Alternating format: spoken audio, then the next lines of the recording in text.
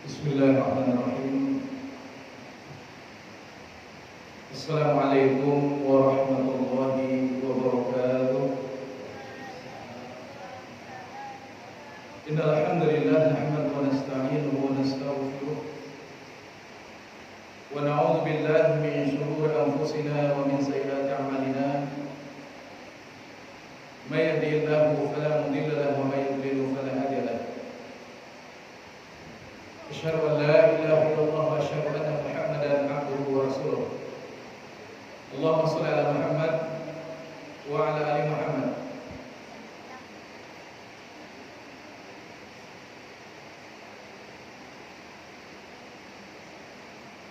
Pertama, puja dan puji kepada Allah Subhanahu wa taala. Kita bersyukur Bapak Ibu pada sore hari ini kajian perdana setelah Hari Raya Idul Adha. Itu kajian yang kedua. Kemudian salawat dan salam kita ucapkan Allahumma shalli ala Muhammad wa ala ali Muhammad. Kita sudah memulai pada 2 minggu yang lewat lebih kurang membahas tentang kajian akidah atau kajian tauhid. Kita mengkaji tauhid atau akidah menurut Ahlus Sunnah wal Jamaah. Sudah sampai kita pada pembahasan pembagian tentang tauhid. Kan itu dari para ulama kita sudah membagi tauhid dibagi ke dalam 3 macam. Jadi sebenarnya kaji lama tindaknya kaji baru. Yang pertama adalah tauhid rububiyah, yaitu mengesahkan Allah Subhanahu wa taala di dalam semua perbuatan Allah. Kan itu coba. Perbuatan Allah Subhanahu wa taala yang tidak bisa dikerjakan oleh makhluk selain dirinya. Nah, kalau di dalam hal yang bisa dilakukan oleh makhluk itu indah dikatakan kekhususan Allah. Contohnya Pak Polisi bisa mengamankan masyarakat. Boleh kita meminta pengamanan kepada polisi, boleh. Pemadam kebakaran bisa memadamkan api. Boleh kita meminta pertolongan kepada pemadam kebakaran, boleh. Jadi di dalam hal yang merupakan kekhususan Allah, di dalam rububiyahnya setidak-tidaknya ada 7. Yang pertama, kita meyakini Allah sajalah yang menghidupkan dan yang mematikan. Jadi kalau ada orang meyakini ada yang bisa menghidupkan, ada yang bisa mematikan selain daripada Allah, syirik. Yang kedua, kita meyakini hanya Allah sajalah yang menciptakan. Pertama tadi yang menghidupkan dan yang mematikan. Yang kedua yang menciptakan. Kalau ada orang yang meyakini ada makhluk selain Allah yang bisa menciptakan, hukumnya syirik. Kalau menciptakan rasanya tidak ada orang yang meyakini ada pencipta selain Allah. Tapi kalau kita yang namanya makhluk, Bapak Ibu, tidak dikatakan menciptakan. Misalnya orang membuat pesawat, orang hanya merubah dari besi menjadi pesawat. Orang membuat rumah, orang membuat benda, membuat gedung, membuat apa saja daripada makhluk-makhluk yang ada. Itu dikenal dengan modifikasi, bukan menciptakan. Tapi kalau menciptakan dari tidak ada menjadi ada, itu tidak ada kecuali Allah Subhanahu wa taala. Nah, kok ini yang kedua, Bapak Ibu. Allah saja yang menghidupkan dan mematikan. Yang kedua, Allah saja yang menciptakan. Yang ketiga, Allah sajalah yang memberikan rezeki.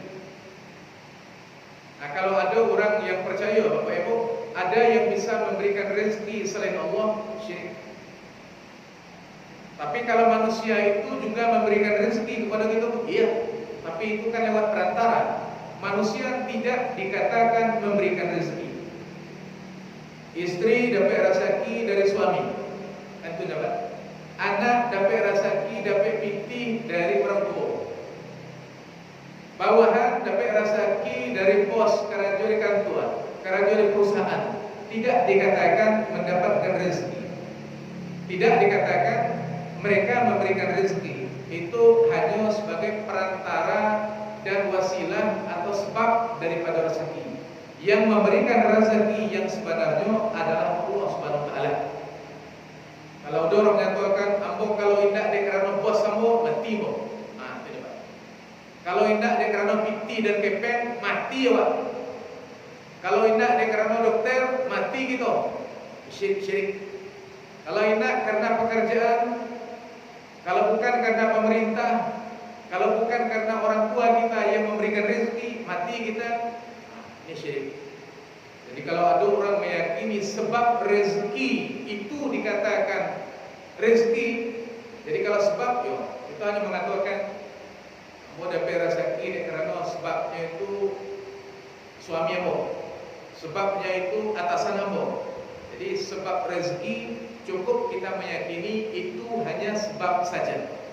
Tapi di dalam hati kita meyakini semua rezeki datangnya dari Allah Subhanahu wa taala. Sehingga kita mensyukuri, kita mengatakan alhamdulillah. Mau makan hari itu rezeki dari Allah. Saya minum rezeki dari Allah. Saya dapat anak rezeki dari Allah. Kita dapat anak bukan karena istri kita. Kalau istri kan perantara saja, Pak. Suami dapat istri dapat anak bukan dari suami, tapi suami hanya sebagai perantara. Sebagai perantara. Kita dapat rezeki dari tumbuh-tumbuhan, bukan karena tumbuh-tumbuhan yang memberikan rezeki, tapi Allah yang memberikan rezeki. Kita bisa minum bukan karena air yang memberikan kita rezeki. Air datangnya daripada Allah Subhanahu wa taala. Jadi semua rezeki yang ada Allah yang memberikan. Sedangkan makhluk itu hanya numpang lewat saja.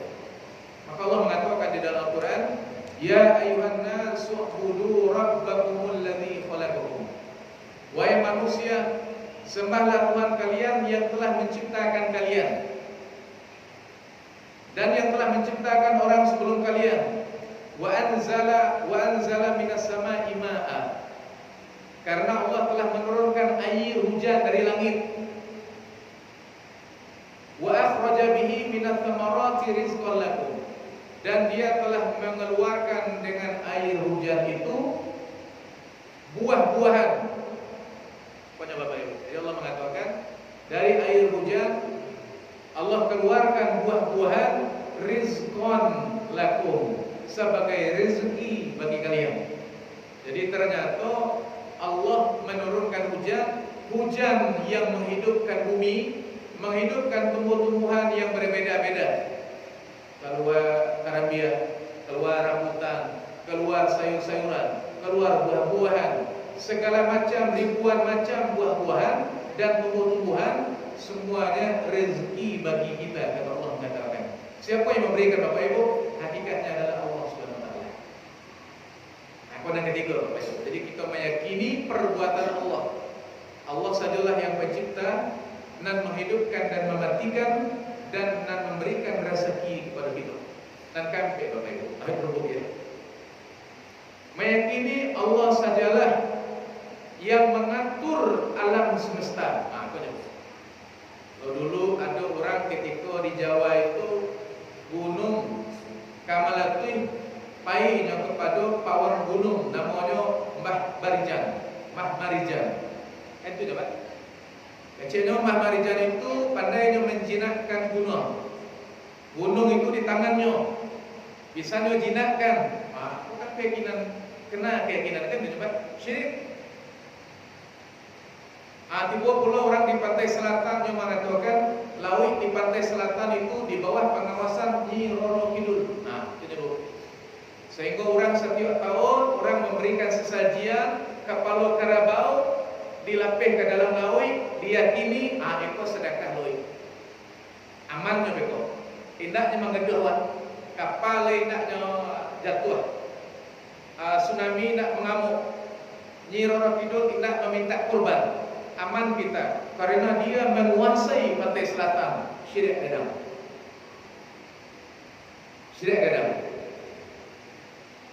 Simpang jalan Lama orang Belanda sini.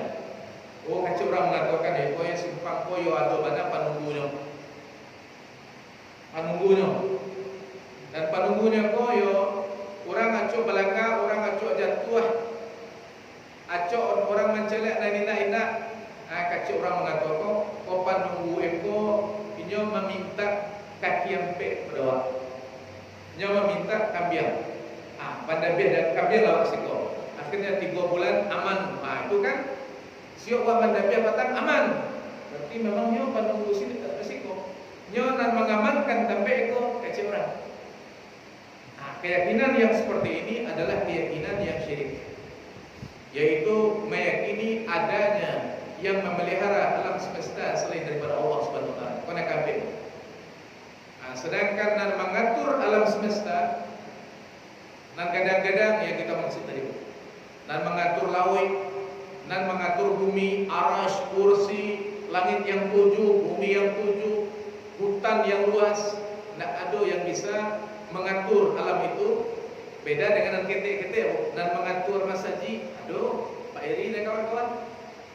Mengatur pesantren Darul Iman Lombok, dan mengatur kota Padang Pak Wali Kota, dan mengatur Indonesia Jokowi dan kawan-kawan. Yang mengatur dunia dalam artian negeri-negeri yang ada, negara-negara yang ada, pimpinan-pimpinan yang ada beserta dengan ketua PBB. Jadi kalau tampek dan ketek boleh kita meyakini ada yang memelihara aja boleh. Atau bank ada yang memelihara. Tapi yang kita maksud di sini itu adalah makhluk-makhluk yang besar hanya Allah saja yang bisa memelihara.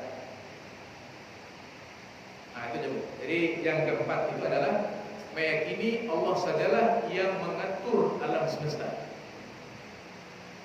Mengatur alam semesta. Sehingga tidak boleh kita meminta, kalau ada orang yang meminta kepada makhluk selain Allah, meminta bantu dengan keyakinan yang mengatur laut, kemudian diminta kepada penghuni laut, kemudian diberikan sesajian, hukumnya syirik. Kok kafir? Yang pertama tadi adalah Allah saja pencipta. Yang kedua, Allah sajalah yang menghidupkan dan mematikan. Yang ketiga, Allah sajalah yang memberi rezeki. Yang keempat, Allah sajalah yang mengatur alam semesta. Yang kelima, Allah sajalah yang memiliki alam semesta. Jadi kalau kita diagi oleh Allah Subhanahu wa taala, misalnya memiliki anak, tapi anak tak boleh dibunuh. Kenapa? Karena anak bukan milik kita, milik Allah Subhanahu wa taala. Sehingga kita mengatakan ketika ada musibah, alladzina qalu inna lillahi wa inna ilaihi raji'un. Orang yang apabila diberikan musibah oleh Allah, dia mengatakan inna lillah, kami milik Allah. Kan itu je. Kita mengatakan inna lillah, kami milik Allah. Jadi diri kita milik Allah, semua makhluk yang ada di langit dan bumi milik Allah, dan makhluk tidak ada yang memiliki. Kalau nak memiliki, mata kita bukan milik kita, pinjaman. Tangan kita, badan kita, kesehatan kita, anak kita, orang tua kita, termasuk pitih yang kita miliki yang ada di dalam rumah itu adalah milik Allah Subhanahu wa taala. Sehingga kita diperintahkan oleh Allah untuk menjaga uang yang kita miliki. Tidak boleh kita membuang uang kita, karena uang itu adalah titipan daripada Allah. Tidak boleh kita merusak kesehatan kita, karena kesehatan itu adalah titipan daripada Allah Subhanahu wa taala. Jadi kita meyakini yang memiliki alam semesta adalah Allah Subhanahu wa taala. Jadi kalau ada orang meyakini ada yang memiliki selain daripada Allah Subhanahu wa taala, hukumnya adalah syirik besar. Apa yang kelima? Kemudian yang keenam, tauhid rububiyah itu atau perbuatan-perbuatan Allah yang khusus bagi Allah. Dan Allah sajalah yang bisa. Yang keenam, hanya Allah sajalah yang bisa memberikan segala bentuk kebaikan. Dan baik-baik, kesehatan, keamanan negeri, memberi memberikan hujan. Ini kan yang baik-baik, memberikan hujan. Menolak yang mudarat, Bu, menolak penyakit, menolak hama, menolak kemarau. Yang besar-besar seperti itu hanya Allah saja. Kadang-kadang orang kampung mengatakan, kami lalamu indak kanduri sesudah batuai, manuai. Kalau indak kanduri sesudah manuai, Allah teraso angin negari ko. Karena orang tidak kenduri setelah menuai. Katanya, kalau kita tidak kenduri, nanti datang penyakit. Beko hasil panen kita berkurang. Kalau di Tampe Amo di Kerinci, Pak, Bu, ada namanya kanduri pusako. Kanduri pusako itu dilakukan per 3 tahun sekali, Bu. Kalau dulu 5 tahun sekali. Jadi alat-alat sko dari rumah gadang Kerinci, rumah gadang juga namanya, Bu. Ya karena kita sama dulu tahun 70-an masuk ke dalam Sulawesi Selatan, pasisia dulu. Jadi dari rumah gadang Bapak Ibu diturunkanlah ada gong, ada keris, ada pedang, ada rambut, sudah. Ada lagi apa lagi? Macam-macam situ. Jadi alat-alat peninggalan nenek-nenek dulu. Nah, kemudian setiap 3 tahun diturunkan, kemudian dimandikan dengan bunga dan 5 atau 7 macam. Dengan keyakinan kalau kita bersihkan ini, maka kita tidak diganggu oleh makhluk halus. Nah, itu keyakinannya, Pak. Tidak diganggunya, Pak. Kampung kita menjadi dingin. Kemudian panennya menjadi, penyakitnya jauh daripada mara bahaya. Sehingga orang, Pak, kalau di Kerinci masih ada yang melakukan kenduri pusaka. Tapi keyakinan itu tadi Bapak Ibu. Tapi kalau seandainya kanduri hanya kanduri saja, baku awak kanduri misalnya untuk silaturahmi, tidak ada masalah, Pak. Tapi kalaulah keyakinannya kenduri itu alat-alat pusako di berasian dengan bunga sekian macam. Kalau tidak dibersihkan, maka nanti kita akan celaka. Berarti meyakini benda-benda pusaka itu yang menyebabkan celaka itu, yang menyebabkan banyaknya penyakit di kampung. Kalau keyakinan yang seperti itu termasuk keyakinan yang syirik. Itu Bapak Ibu. Jadi meyakini Allah sajalah yang bisa memberikan segala bentuk kebaikan. Kesehatan Allah yang memberikan. Panen Allah yang memberikan. Hujan Allah yang memberikan. Jadi kebaikan-kebaikan hanya Allah yang bisa memberikan. Kemudian keburukan-keburukan hanya Allah sajalah yang bisa menolaknya. Sampai di situ Bapak Ibu. Kalau ada pertanyaan, kalau tidak ada, melanjutkan Bapak Ibu. Silakan Bapak Ibu. Itulah sampai dan ke-6 pembagian tadi, yaitu tauhid rububiyah. Baru 6 perbuatan Allah yang wajib kita esakan, Bu. Kita yakini hanya Allah saja yang bisa melakukan itu. Sedangkan makhluk selain Allah tidak bisa melakukan itu. Baik, silakan, Bapak. Yo, silakan. Apa hukum memajang makhluk bergambar? Apa hukum memajang makhluk bergambar? Aku pertanyaan di luar topik itu. Iya. Apa dikatakan syirik, Pak? Memajang makhluk bergambar tidak dikatakan syirik. Tidak dikatakan syirik. Kalau sekedar memajang. Para ulama mengatakan kalau foto-foto yang bergambar itu sebaiknya tidak dipajang. Karena itu adalah salah satu tempat bersarangnya jin. Nah, kadang-kadang orang kerasukan juga, kemasukan setannya. Nah, pertama yang kita lakukan itu adalah biar jin yang ada di rumah itu tidak bersarang dia. Orang yang terkena jin biar dia mudah jinnya keluar. Nah, biasanya kita tanyakan lah kepada keluarga itu, ada menyimpan azimat, Bu? Waduh. Nah, kalau ada menyimpan azimat, itu tidak akan keluar jin dari badan orang yang terkena jin tadi. Yang kedua, kalau ada orang yang terkena jin itu, apakah dulu pernah dia belajar ilmu hitam? Nah, kalau pernah dia belajar ilmu hitam, maka ilmu hitamnya harus dikeluarkan dulu, harus diruqyah dulu.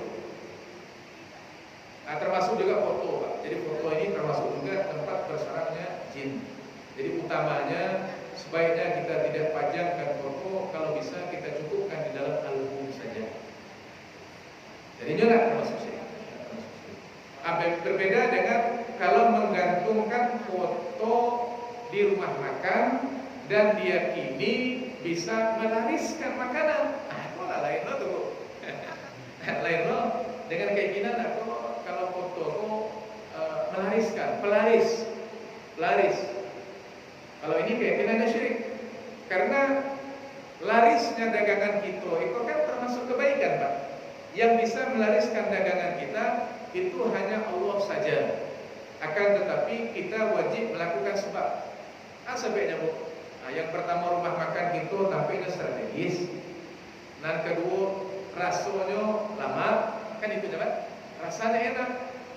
Kemudian servisnya kita servis kepada orang pelanggan, bayar, pajak servis kita penuh dengan senyum, penuh dengan ramah tamah. Nah, ini yang bisa mengantarkan kepada laris. Tapi kalau laris, ada dulu sebagian orang tuh, biar rumah makannya laris, diberinya obat untuk rumah makan orang. Rumah makan orang ketika orang akan makan, yang nampak itu ular. Kamu makan gitu, nampak oleh, nampak cacing di dalam piring. Berarti rumah makan itu sudah dipasang orang. Ada yang melakukan seperti itu. Ini kan persaingan yang tidak sehat. Jadi kalau nanti dikatakan tadi, kalau kita misalnya memajang foto di rumah makan dengan keinginan bisa melariskan dagangan kita, ini termasuk perbuatan syirik, termasuk kesyirikan juga. Masalah patung di toko pakaian, Pak. Bapak, patung di toko pakaian. Nah, ini pertanyaan malam, Pak. Baik. Patung kalau di toko pakaian itu kan untuk apa ya? Untuk apa namanya itu? Pakai foto orang juga, gambar orang. Kamu lihat seperti itu? Iya. Iya. Patung. Tapi kan tidak sempurna dia kan? Tidak sempurna dia. Tidak sempurna dia. Insya Allah tidak ada masalah. Ya mungkin dari ibu-ibu silakan Bu. Ikon yang pertama Bapak Ibu, yaitu tauhid rububiyah. Jadi tauhid rububiyah itu meyakini perbuatan Allah di dalam hal yang 6 ini atau yang 7 bisa. Yang 6 ini Bapak Ibu. Jadi perbuatan Allah. Baik, kemudian tauhid yang kedua yang mungkin kita sering tahu selama ini yaitu tauhid uluhiyah. Tauhid uluhiyah yaitu kita meyakini hanya Allah sajalah yang berhak untuk diberikan ibadah. Jadi tauhid uluhiyah disebut dengan tauhid ibadah. Artinya kita meyakini ibadah semuanya untuk Allah. Ibadah semuanya untuk Allah. Nah, kemudian ibadah ada dua macam, Bapak Ibu. Yang pertama ibadah badan, yang kemudian ibadah hati. Kalau ibadah badan seperti sholat, sholat hanya untuk Allah. Sholat, puasa, haji, zakat. Jadi ibadah yang berupa ibadah badan semuanya hanya boleh diberikan untuk Allah. Jadi, kalau ada orang puasa, kalau di Jawa itu ada namanya puasa mukti, puasa mukti kata orang. Puasa 40 hari. Kalau ditanya kepada orang itu apa maksudnya puasa itu, biar sakti. Hukum dikira-kira. Puasa bukan untuk Allah, tapi puasa biar sakti. Padahal Nabi mengatakan siapa yang berpuasa sehari di jalan Allah, Allah akan jauhkan dia dengan neraka jarak 70 tahun. Man shoma yawman fi sabilillah ab'adallahu bainahu wa bainan nar 70 kharifatan. Orang yang puasa sehari dijauhkan dari api neraka jarak 70 tahun. Berarti menunjukkan puasa itu ibadah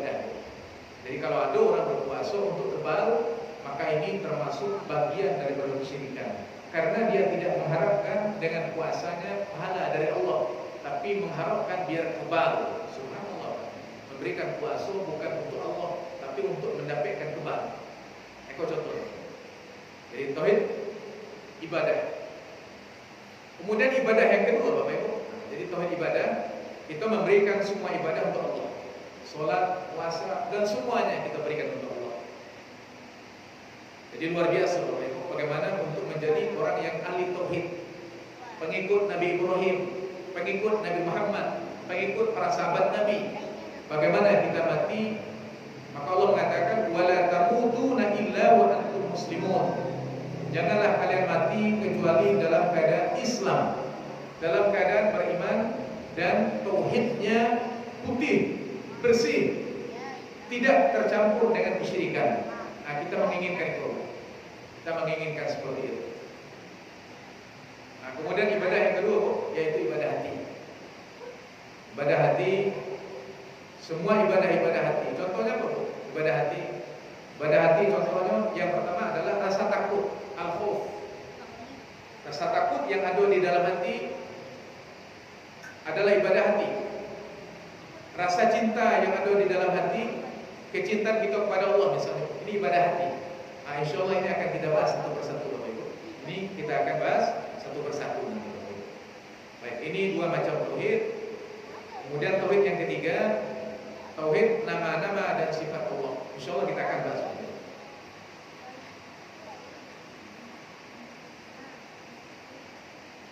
Baik, mari kita mulai membahas tentang dalil-dalil yang menjelaskan tentang wajibnya mentauhidkan Allah dan haram hukumnya melakukan kesyirikan. Jadi kewajiban mentauhidkan Allah sangat luar biasa, merupakan ibadah yang paling besar. Jadi menuntut ilmu yang paling gadang pahalanya, Bapak Ibu, belajar ilmu akidah seperti kajian kita ini, Pak. Dikarenakan belajar ilmu akidah itu kedudukannya merupakan puncak yang tertinggi di dalam agama kita. Nah, jadi tidak sama pahalanya kita belajar akidah seperti itu, Bapak Ibu, dengan belajar fikih. Lebih tinggi keutamaan kita belajar akidah. Tidak pula sama dengan keutamaan belajar akhlak dan belajar sirah misalnya. Baik. Dalil yang pertama, Bapak Ibu, Allah mengatakan wa ma khalaqtul jinna wal insa illa liya'budun. Tidaklah aku menciptakan jin dan manusia kecuali agar mereka beribadah kepada-Ku.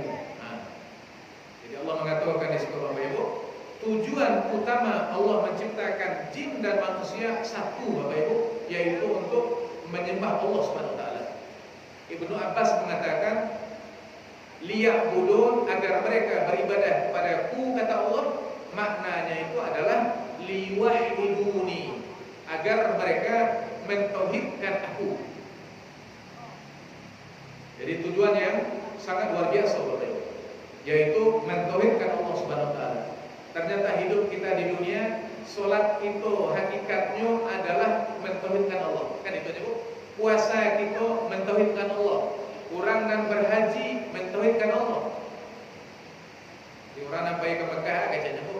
Labbaik Allahumma labbaik, aku penuhi panggilanmu. Labbaika la syarika lak, aku penuhi panggilanmu, tidak ada sekutu bagimu. Innal hamda wan ni'mata, sesungguhnya nikmat. Innal hamda wan ni'mah, nikmat. Innal hamda wan ni'mata laka, bagimu, wal mulka la syarika laka labbaik. Jadi kerajaan milikmu, kenikmatan milikmu, nikmat milikmu. Jadi orang yang berhaji hakikatnya juga mentauhidkan Allah Subhanahu wa taala. Jadi tujuan daripada hidup kita semuanya itu adalah mentauhidkan Allah. Ini dalil yang pertama, Bapak Ibu. Kemudian dalil yang kedua, jadi kita belum masuk satu persatu, Bapak Ibu. Mana yang tauhid, mana yang syirik, belum. Kita lihat dalil-dalil, Bapak Ibu, agar kita mengetahui ternyata tauhid ini kedudukannya sangat penting. Di dalam surat An-Nahl ayat yang ke-36 Allah mengatakan walaqad ba'atsna fi kulli ummatin rasulan an ya'budullaha wajtanibut taghut. Sesungguhnya kami telah mengutus para rasul untuk setiap umat manusia. Jadi Allah mengatakan Bapak Ibu, setiap umat manusia, Nabi Adam, Nabi Idris, Nabi Nuh, Nabi Hud sampai kepada Nabi Muhammad, semua umat manusia ada rasulnya. Dan setiap rasul itu mereka mengatakan ani'budullah, wahai umatku sembahlah Allah saja, tauhidkan Allah saja. Ternyata semua nabi dan para rasul Bapak Ibu akidahnya satu. Sama yang namanya akidah Bapak Ibu, semua dari zaman Nabi Adam sampai Nabi Muhammad akidahnya seragam sedono. Kalau Allah Esa, Allah Esa. Tidak boleh pergi ke dukun, tidak boleh pergi ke dukun. Tidak boleh bertawasul kepada kuburan, tidak boleh bertawasul. Tidak boleh meminta pada selain Allah, tidak boleh meminta. Seluruhnya sama Bapak Ibu. Dari saat Nabi Adam sampai Nabi Muhammad. Nah, ini menunjukkan kepada kita bahwasanya dakwah menyeru kepada akidah ini adalah dakwahnya para nabi, Bapak Ibu. Dakwahnya para nabi. Berarti menunjukkan kepada kita agama Islam yang sejati, yang sebenarnya itu adalah membersihkan akidah dari segala bentuk kesyirikan yang ada. Ini di Indonesia dulu Perdanu Persatuan Dukun Nusantara. Nah, itu lahirnya kira-kira pada bulan yang lalu, kira-kira 6 bulan yang lalu. Ada Perdanu, Pak, Persatuan Dukun Nusantara. Nah, di dukun-dukun. Nah, kini kok banyak orang yang berusaha untuk merusak akidah. Merusak akidah. Ada yang mengatakan selamat Natal lah, merusak akidah, Pak. Ada mengatakan orang memberikan sesajian. Kalau kita lihat di Facebook macam-macam juga. Nah, macam-macam. Ada orang memberikan sedekah lawi. Nah, kan itu. Luar biasa, banyak, luar biasa. Jadi sebenarnya kita khawatir generasi muda kita, anak-anak itu, anak kita ini Bapak Ibu, kalau mereka tidak diajarkan akidah ini, kita khawatir nanti akidah mereka bisa rusak.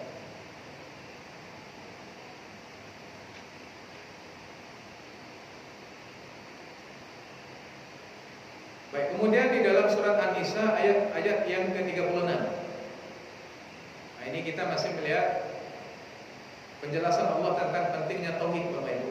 Allah mengatakan wa'budullah wa la tusyriku bihi syai'an. Sembahlah Allah saja. Maknanya tauhidkan Allah saja. Jadi bertubi-tubi perintah untuk mentauhidkan Allah. Jadi kita di dalam salat kita mengatakan inna sholati wa nusuki wa mahyaya wa mamati lillah rabbil alamin. Inna sholati, solatku, wa mahyaya, hidupku, wa mamati, matiku lillah. Berarti ikrar kita, pengakuan kita. Pengakuan kita. 5 kali kita sholat sehari semalam, kita mengucapkan ini. Kita mengatakan ini, berarti menunjukkan pengakuan kita mentauhidkan Allah Subhanahu wa taala. Wala tusyriku bi syai'an. Janganlah kalian menyekutukan Allah Subhanahu wa taala dengan apa saja. Jadi Allah melarang menyekutukan Allah dengan apa saja. Menyembah apa saja. Memberikan ibadah kepada selain Allah, kepada siapa saja. Pada dukun tak boleh memberikan ibadah. Kepada azimat tak boleh memberikan ibadah. Ya, dulu orang memberikan azimat kepada ibadah kepada azimat. Ibadah dalam artian meyakini azimat itu bisa memberikan manfaat. Bisa memberikan manfaat. Baik Bapak Ibu, kita selingi kalau ada pertanyaan. Kalau tidak ada nanti selanjutnya. Silakan. Walaupun di luar topik. Karena kita sudah terkait dengan buku. Ini kitab isinya 64 bab Bapak Ibu.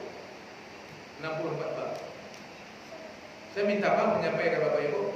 Dulu saya belajar di Yaman itu hampir 20 kitab sebesar-besar ini. Jadi kalau berbicara masalah materi banyak materi. Jadi kita coba mentertibkan akidah kita. Jadi kita ambil dari nan pertama secara terstruktur dia begitu, secara terstruktur. Jadi kaji itu nak pai kemataman. Jadi semuanya berlandaskan Al-Quran, hadis, perkataan para ulama. Silakan Bapak. Sambil menunggu, hamba bacakan hadis. Dari Muaz bin Jabal, beliau mengatakan, kuntu radifan Nabi sallallahu alaihi wasallam ala himarin. Ambo pernah berboncengan dengan Nabi di atas keledai. Kemudian Nabi bertanya kepada ambo, ya Muaz, ma haqqullahi 'alal ibad? Apa hak Allah atas hamba? Apa hak Allah atas hamba?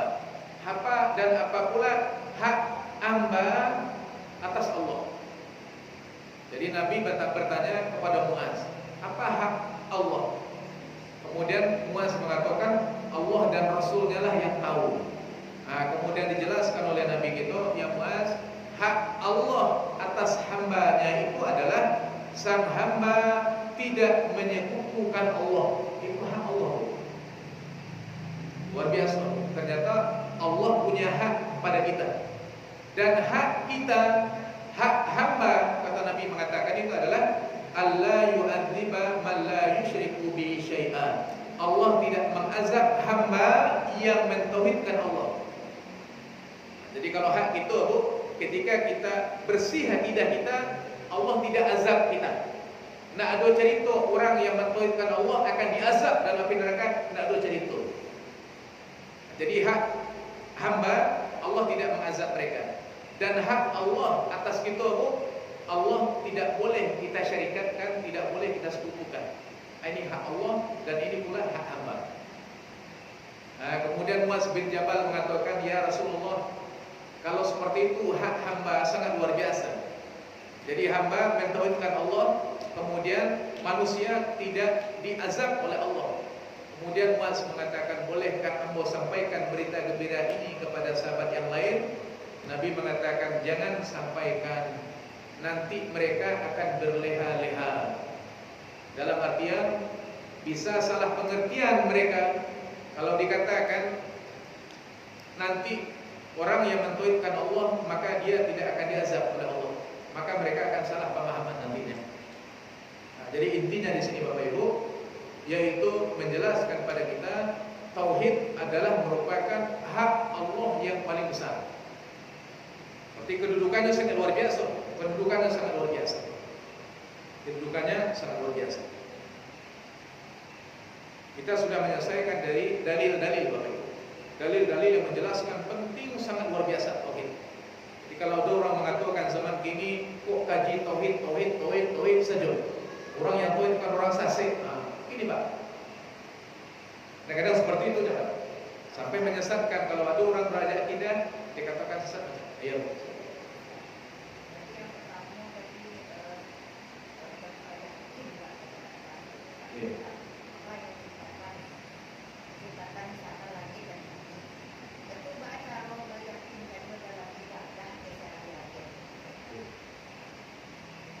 Bagaimana cara meyakini di dalam ibadah sehari-hari, ya?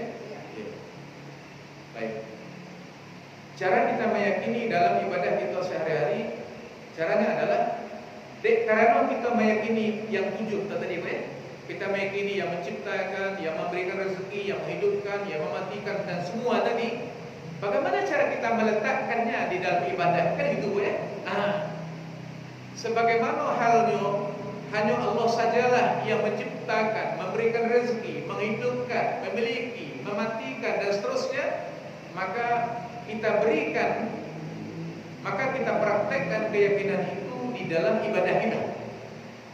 Sama halnya kita yakin bapak kita ya bapak kita, sehingga kita berbakti hanya kepada dia. Kan itu, ya? Anak yakin ibunya adalah ibunya, sehingga dia berbakti hanya kepada ibunya saja.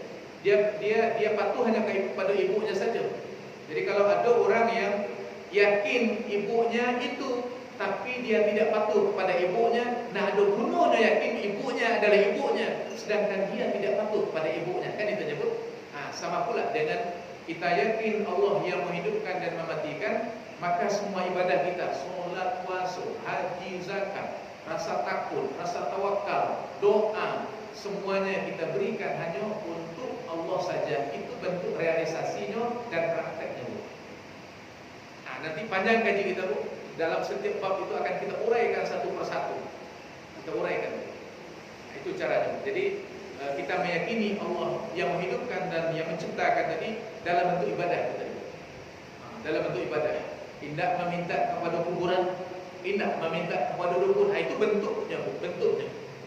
Tapi kalau kita yakin Allah pencipta, tapi masih meminta kepada selain Allah, yakin Allah memberi rezeki, masih baik ke kuburan minta rezeki, masih baik ke tempat dukun minta rezeki, bahkan mencari barang-barang yang hilang.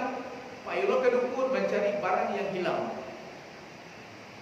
Jadi dengan kita meyakini Allah segala-galanya tadi, maka semua ibadah yang ada kita berikan semuanya itu untuk Allah Subhanahu wa taala. Karena kita yakin Allah dalam perbuatannya seperti itu, menghidupkan, mematikan, memberikan rezeki, sehingga ibadah dialah yang berhak untuk diberikan ibadah sepenuhnya.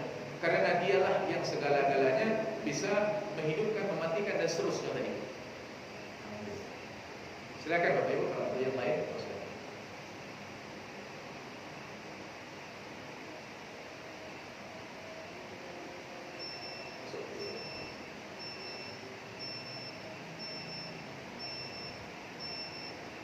Baik, silakan Bapak Ibu.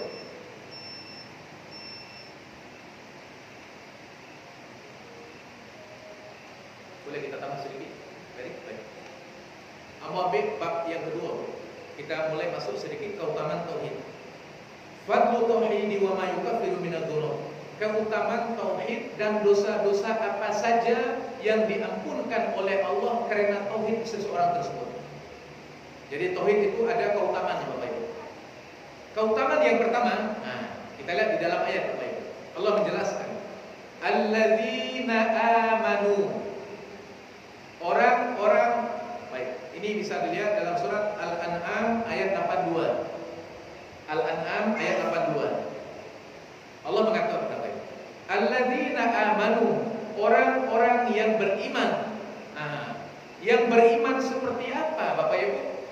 Walam yalbisu imanahum bidzulmin. Mereka tidak mencampur adukkan iman dengan syirik. Solat, puasa, haji, zakat, kubur juga. Solat, haji, zakat, azimat jalan. Solat, haji, zakat, mandap baik ke dukun juga. Meminta hujan pada dukun. Bernazar pada selain Allah. Jadi kalau ada orang yang taat, dia taat puasa rajin, sholat rajin, haji rajin, ibadahnya rajin, tapi dia mencampurkan dengan melakukan kesyirikan. Itu tidak dikatakan orang yang menuhankan Allah. Kan itu aja, Bu. Kalau kita lihat di dalam ayat yang lain, kata Allah, wa ma umiru illa liya'budullah mukhlishina lahuddin. Tidaklah mereka diperintahkan kecuali agar mereka beribadah kepada Allah ikhlas. Itu aja, Bu. Dan dikatakan ikhlas itu 100%. 100%. Tidak ada campur walaupun sebesar rambut belah 7. Tidak ada keinginan kita memberikan ibadah pada selain Allah. Tidak ada cerita. Ini adalah merupakan tauhidnya kalau Nabi Ibrahim dan para nabi seperti itu, Bapak. Jadi Allah mengatakan orang yang beriman yang tidak mencampur adukkan imannya, tauhidnya tidak dicampur adukkan dengan kesyirikan. Apa keutamaannya, Bu? Allah katakan ulaika, mereka itu, lahum, bagi mereka, amnu. Ulaika lahul amnu, bagi mereka aman, diberikan keamanan, Bu. Bagi orang yang tauhidnya murni, Allah berikan keamanan. Apa keamanan, Bu? Keamanannya ada dua, Pak. Aman di dunia dari segala bentuk azab yang ada, Bu. Jadi kalau kita mentuitkan Allah, aman daripada azab. Gempa bumi, aman dari tsunami, aman dari segala bentuk azab dunia, Bapak Ibu. Kalau kita mentuitkan Allah Subhanahu wa taala. Aman di dunia dari musibah. Aman di dunia, Bu. Aman di dunia dari kesengsaraan hati. Apa kesengsaraan hati itu? Kalau kita yakin kepada Allah, yang memberikan rezeki hanyalah Allah. Nabi mengatakan manusia tidak akan mati sampai semua rezeki masuk ke dalam mulutnya. Itu coba. Manusia tidak akan mati sampai semua rezeki yang sudah dicatat oleh Allah 50.000 tahun sebelum langit dan bumi diciptakan, rezeki itu sudah dicatat. Tidak akan meleset rezeki tersebut. Kalau rezekinya sudah sempurna berarti mati dia. Kalau rezekinya belum sempurna, dia tidak akan mati. Dia tidak akan mati. Jadi artinya itu adalah kalau orang yang yakin pada Allah, Bapak Ibu, di dunia dia aman daripada azab hati. Azab hati. Misalnya kita keluar rumah, misalnya kita baca doa, Bismillahirrahmanirrahim, la haula wala quwwata illa billahil aliyyil azim.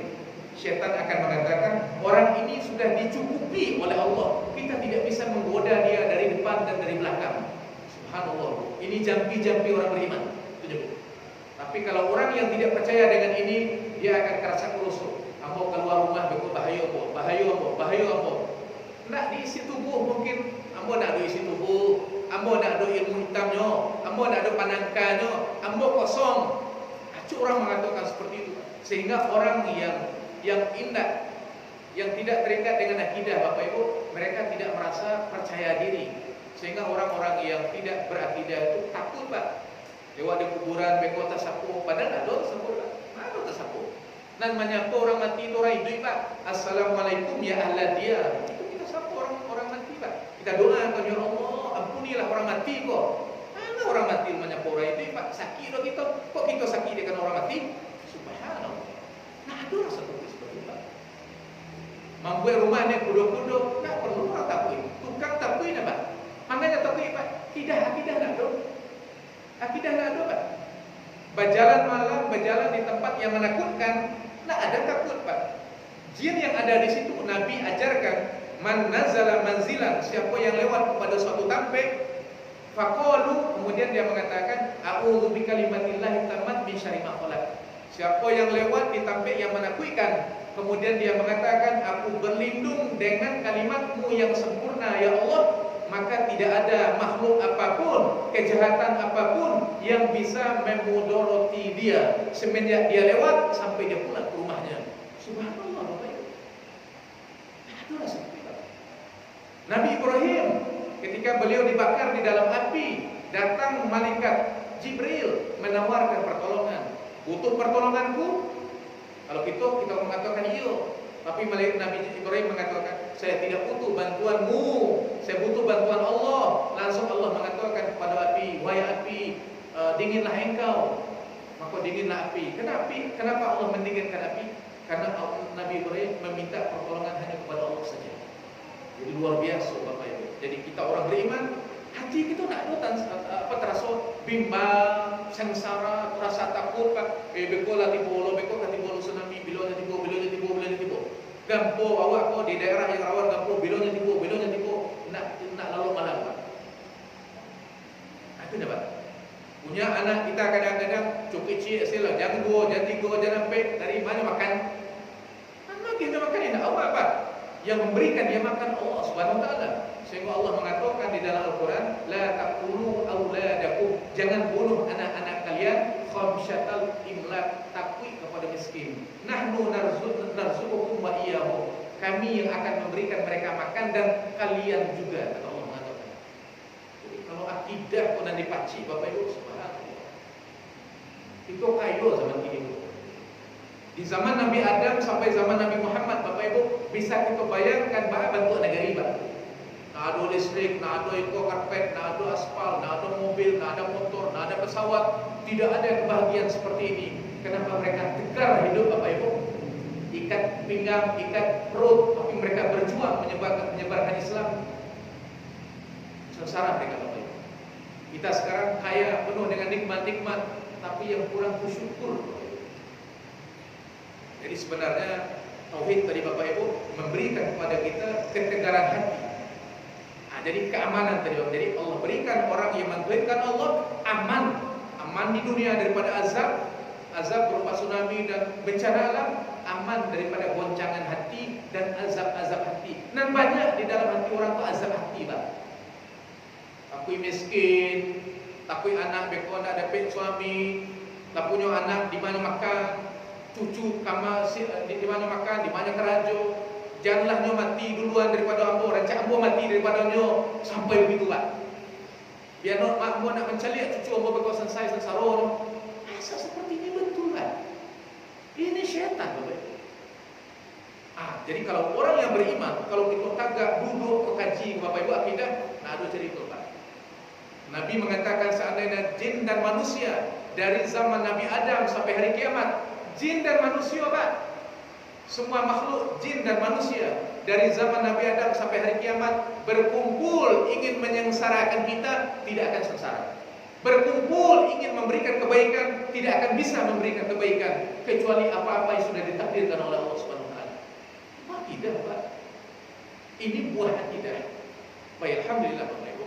Waktu kita sudah sampai, kita baru melangkah satu langkah kepada apa itu keumaman daripada tauhid. Itu nanti kita kaji Pak. Jadi kita ingin kaji kok berbuah tenang hati kita bisa dibawa hidup. Ambo bukan kaji kama-kama Pak. Oh, nak bisa melucu Pak. Melucu saya tidak bisa. Artinya kita akan mengkaji sesuai dengan kaji yang ada. Semoga ini pengobat hati kita, bermanfaat bagi kita dalam rangka menurutkan Allah Subhanahu wa taala. Itu saja Bapak Ibu. Terima kasih banyak atas segala perhatian, segala kekurangan, minta maaf. Kita tutup dengan doa penutup majelis. Subhanallah wa bihamdika, asyhadu an la ilaha illa anta, astaghfiruka wa atubu ilaik. Assalamualaikum warahmatullahi wabarakatuh.